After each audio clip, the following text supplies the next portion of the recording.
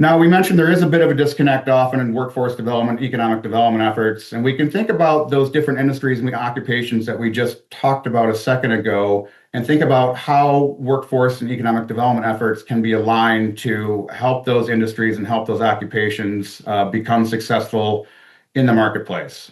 And some strategies for alignment can include building partnerships with a variety of economic development organizations and stakeholders. So in the beginning, we talked about the importance of networks.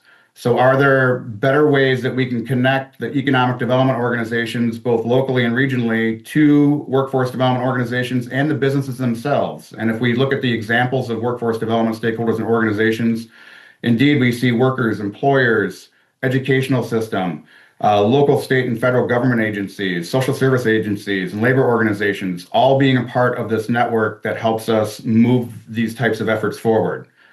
We can think about deepening the involvements in firms themselves and asking them the types of needs that they have in terms of workforce and economic development.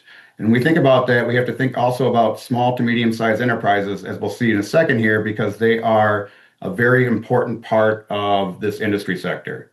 We can think about partnering to understand the characteristics of the region's labor force. So sharing data, and we'll talk a lot about data here in a second, and understanding some of the different measures of data that we can use to help people understand what is needed by industries and what is needed by individuals working in these industries. We can think about sector-based or cluster-based approach, and that's exactly what we're doing with the Biohealth Tech Hub. We are creating deep relationships among employers and workforce development organizations in a specific sector and their associated industries.